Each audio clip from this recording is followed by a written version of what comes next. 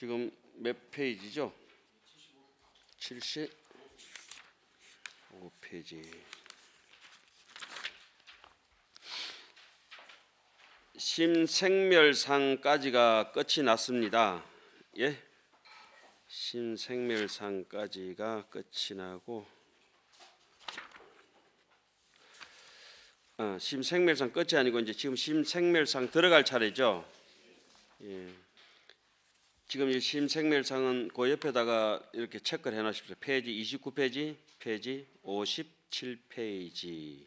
29페이지는 심생멸에 대해서 해석을 했고 57페이지부터는 뭘 해석했습니까? 심생멸 인연에 대해서 해석을 했습니다. 그죠? 지금부터는 심생멸상을 해석하도록 하겠습니다. 부차 분별 생멸상자는 유이종하니 운하위요 일자는 춘이여 심상응고요 이자는 세니여 심불상응고라. 또한 생멸상이라고 생멸의 모양상을 분별한다고 하는 것은 분별 잘 이렇게 지혜롭게 판단해 본다고 하는 건 두 가지 상이 있는데 무엇이 두 가지냐? 첫째는 거친 번뇌, 추번뇌라고 하죠. 추번뇌. 추번뇌는 상이 몇 가지가 있습니까? 6추, 6가지가 있죠. 세밀한 거는 3가지가 있죠. 마음과 더불어서 상응하는 까닭이라.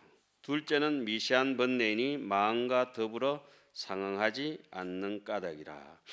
그래서 흔히 이제 여기서 이제 염심으로 따질 때는 앞에는 추번뇌도 3가지만 예를 들었죠. 어디까지? 집상응념까지만 들었죠. 집상응념, 부단상응념, 분별지 상응념.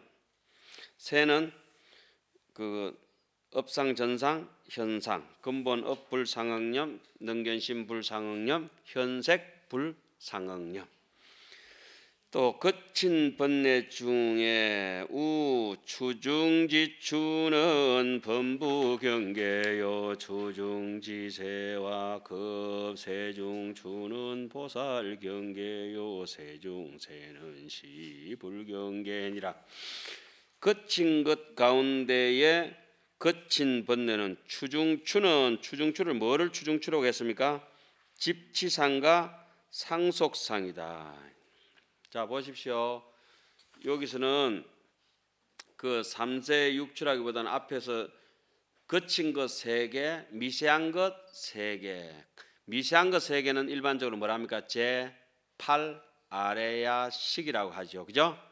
거친 것 3개는 제7식이 하나가 있고 또 6식의 상속상과 집치상이 있죠. 전부 다 이 리액션이 전혀 없는 거 전혀 이해가 안 가시는 것 같은데.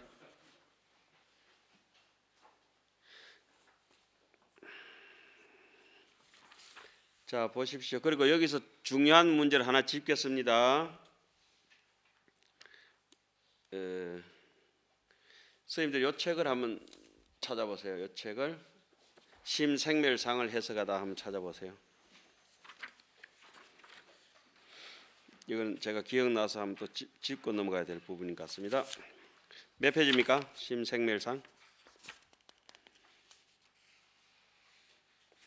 224페이지입니다. 224페이지.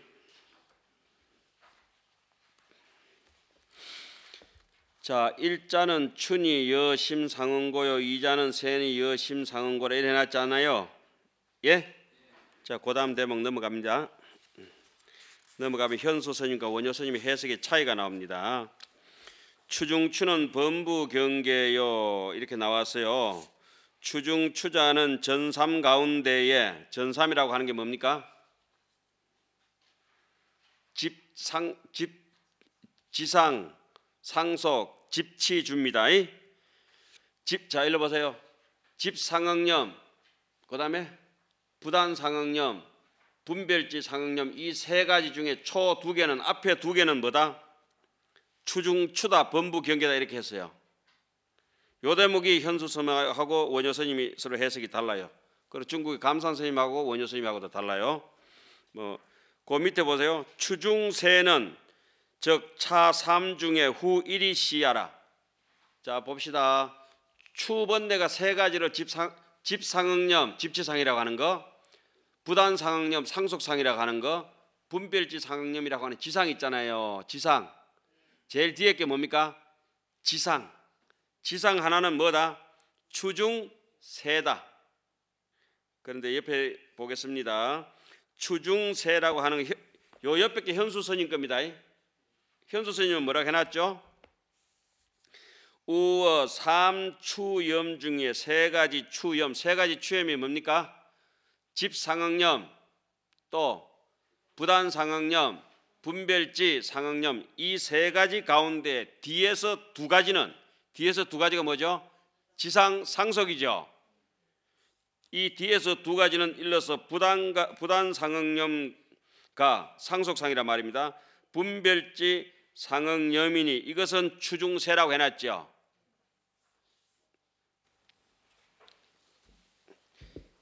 다른 분들은 그 밑에 줄을 내가 해놨는지 안 해놨는지 모르겠고, 자 봅시다.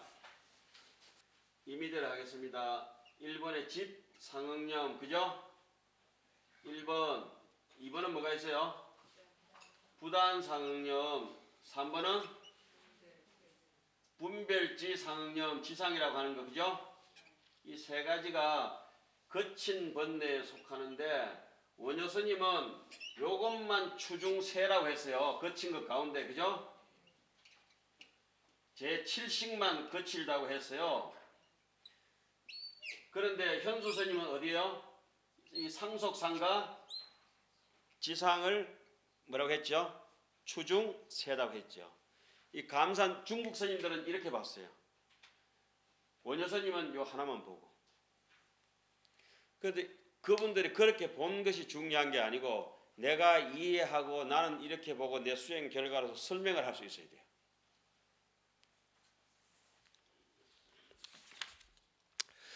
자, 추중세와 세중추.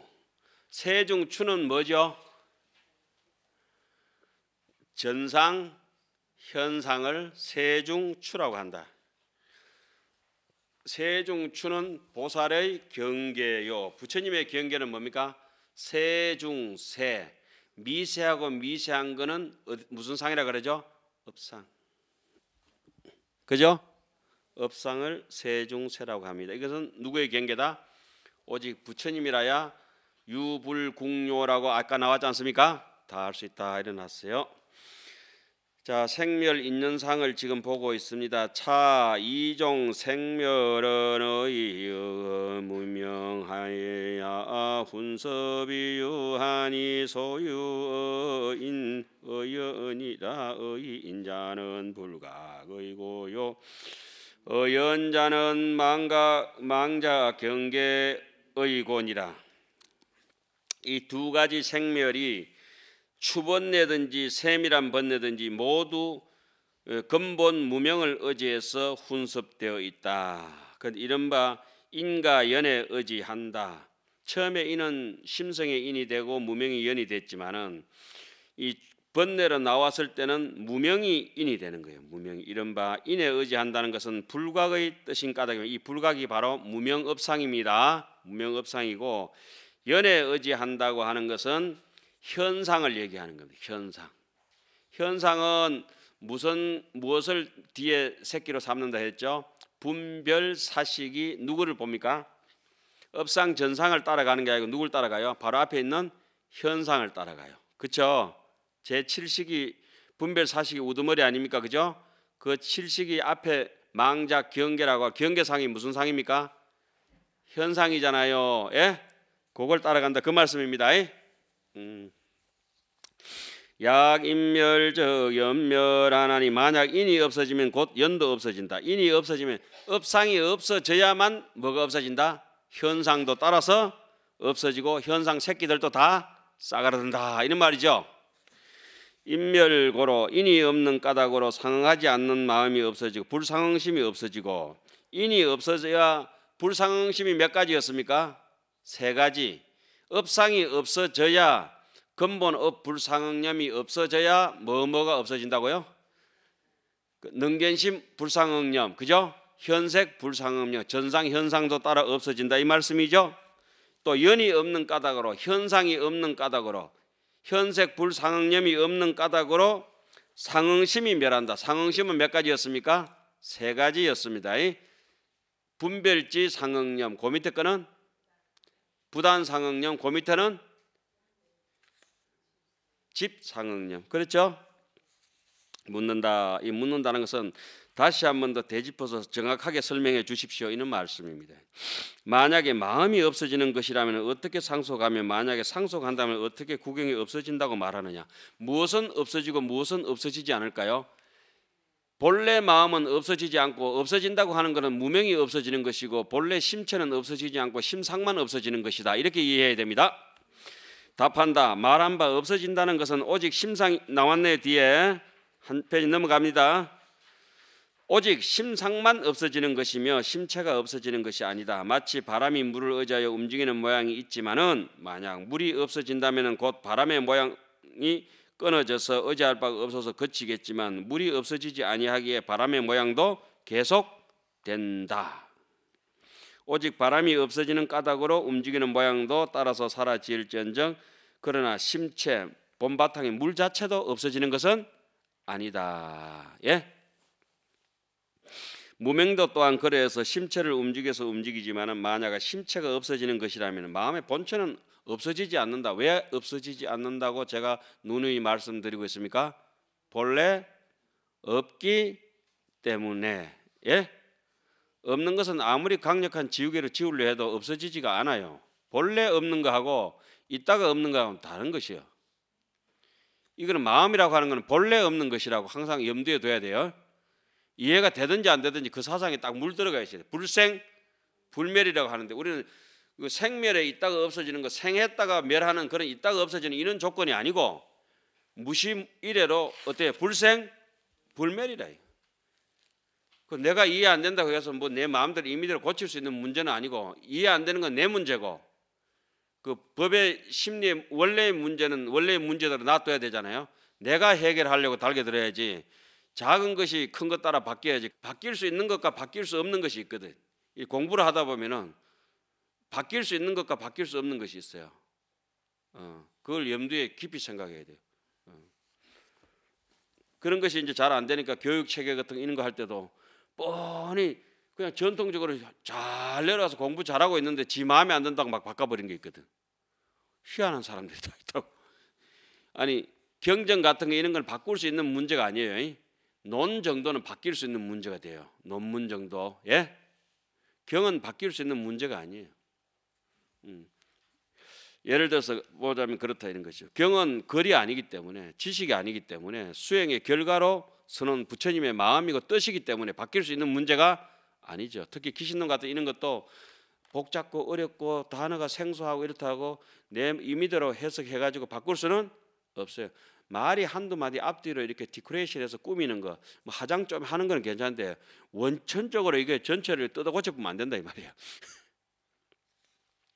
만약 심체가 없어지는 것이라면 곧 중생이 끊어져서 의지할 바가 없어서 거치기도 하겠지만 그러나 심체가 없어지지 않는 까닭으로 언제까지 안 없어져요? 상주일체 영원히 없어지지 않아요. 예? 없는 것이 어떻게 없어지냐고. 제가 이 말씀을 여러 번 드리는데 이해 안 가시는 분이 무슨 말을 저렇게 하노 이러는데 이해가 안 가실 거예요. 왜냐하면 제가 이해 안 가니까. 그래도 이렇게 얘기할 수밖에 없어요. 그리고 어록 같은 거 보면 이제 무릎을 치고 어떤데 이 얘기였구나 울기도 하고 그럴 거예요. 이제 그 지식적으로 다가오시는 분들은 이 시간이 좀 지루해요, 사실은. 그리고 문단 분석은 다 해드릴 수 있어요. 뭐 꼭지꼭지에 본각의 시각이 어떻게 되고 환하게 다 외우고 있으니까 그것은 이 시간에 우리가 서로 토론해봤자 아무 영향가 없어요. 혼자서 10번 20번 봐도 충분히 알아지거든. 자, 우리가 마음이 없어진다 하는데 마음의 본체는 안 없어지고 마음의 모양만 없어진다. 모양은 왜? 허망하게 생겨난 종자이기 때문에 그렇다 이 말이에요. 예?